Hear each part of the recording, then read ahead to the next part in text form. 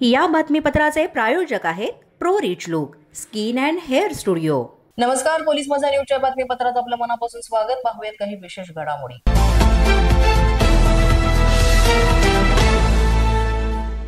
चंद्रपुरात brown sugar heroin जप्त करण्यात आलेला आहे। चंद्रपुरात ही कारवाई करण्यात आली।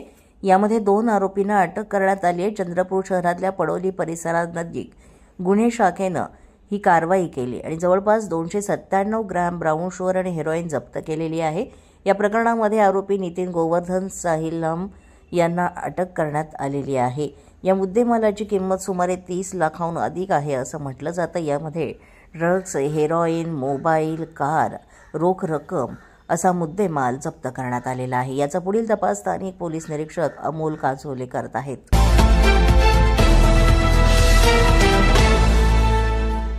हरियाणामधील एका घरात एसीचा भीषण स्फोट झाल्याची घटना घडली। एसीच्या स्फोटामध्ये पती पत्नीसह चिमुकल्या मुलीचा सुद्धा दुर्दैवी मृत्यू झालाय। एसीच्या स्फोटामध्ये एक मुलगा गंभीर जखमी झालेला आहे। हरियाणामधील फरीदाबाद इथं ग्रीनफील्ड कॉलनीमध्ये ही दुर्घटना घडली। संपूर्ण कुटुंब आपापल्या खोल्यांमध्ये झोपलेलं होतं। त्यांना स्वतःला वाचवण्याची संधी सुद्धा मिळाली नाही। पहिल्या मजल्यावरील आगीमधून निघणारा धूर थेट दुसऱ्या मजल्यावर पोहोचला आणि याच धुरामुळे खोलीमध्ये श्वास घेणं कठीण झालं। हळूहळू पती पत्नी आणि त्यांची मुलगी यामध्ये गुदमरून मृत्युमुखी पडले।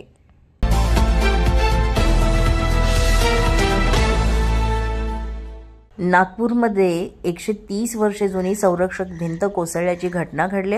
नागपूरच्या जुन्या एक्सप्रेमेलमध्ये ही घटना घडलेली आहे। भिंत कोसळतानाची दृश्य सुद्धा सीसीटीव्ही कॅमेऱ्यात कैद झालेली आहेत। मध्यरात्रीच्या दरम्यान ही भिंत कोसळल्याची माहिती आहे। रस्त्यावरून जाणारा बाईक स्वार यामधून थोडक्यात बचावला। ही भिंत कोसळल्यामुळे 3 वाहनांचं मोठं नुकसान झालंय। सुदैवाने यामध्ये जीवितहानी झाली नाही अशी ही माहिती मिळते। पोलीस माझा न्यूजच्या बातमीपत्रात वेळ झाली एका छोट्याशा विश्रांतीची। पाहत रहा पोलीस माझा न्यूज। या बातमीपत्राचे प्रायोजक आहेत pro rich look skin and hair studio. विश्रांतीनंतर पुन्हा एकदा पोलीस माझा न्यूजच्या बातमीपत्रात आपलं मनापासून स्वागत।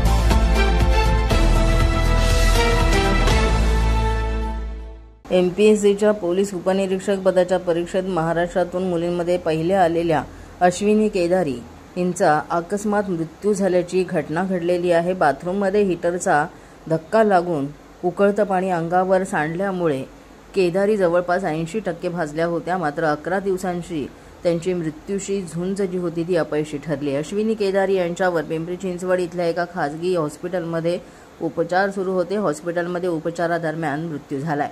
अश्विनी केदारी या पुण्यातील खेड तालुक्यातील पाळू येथील शेतकरी कुटुंबातल्या होत्या। त्यांनी इथे अथक परिश्रम या परीक्षेसाठी घेतल्या होते। अश्विनी केदारी यांच्या मृत्यूने कुटुंबियांना मोठा धक्का बसलेला आहे।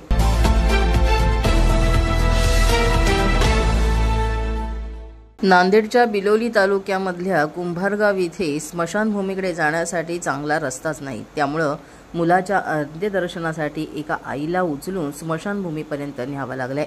गावामधील शंकर बनलवार या 30 वर्षाच्या युवकाचा आजारपणामुळे मृत्यू झाला। यावेळी ग्रामस्थांनी अंत्यविधीसाठी त्याचा मृतदेह थेट गावच्या स्मशानभूमीमध्ये नेला। मात्र आईला आपल्या मुलाचं शेवटचं दर्शन घेण्याची इच्छा झाली। त्यावेळेला स्मशानभूमीकडे जायला रस्ताच नव्हता आणि त्यानंतर गावकऱ्यांनी या आईला चक्क उचललं आणि स्मशानभूमीमध्ये घेऊन गेले। त्यामुळे या गोष्टीची सर्वत्र चर्चा होते। आपण एकीकडे एवढ्या मोठ्या स्तरावर प्रगती करतोय, मात्र दुसरीकडे पाहिलं तर साधं स्मशानभूमीकडे जायला साधा रस्ता सुद्धा ग्रामस्थांना उपलब्ध नाहीये। छोटासा वयात या मुलाचं निधन झालं आणि त्याचं अंत्यदर्शन घेण्यासाठी या आईला अशा प्रकारे गावकऱ्यांनी तिथे उचलून नेलं। त्यामुळे इथे संतप्त भावना सुद्धा पाहायला मिळाल्या। राज्य सरकार याकडे लवकरात लवकर गांभीर्याने बघून काहीतरी मार्ग काढेल का असा प्रश्न आता उपस्थित झालाय। पोलीस माझा न्यूजच्या बातमीपत्रात आज इतकंच। तुम्हाला आमचं बातमीपत्र कसं वाटतंय याबाबत अवश्य अभिप्राय कळवा। यासाठी पोलीस माझा न्यूजचं YouTube चॅनल सबस्क्राईब करा। तसंच आमचं फेसबुक, इंस्टाग्राम आणि ट्विटर अकाउंट फॉलो करा।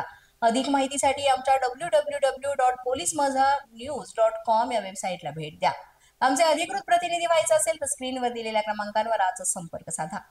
आजच्या बातमीपत्रात इतकंच। पुन्हा भेटूया पुढील बातमीपत्रात। तोपर्यंत पाहत रहा पोलीस माझा न्यूज।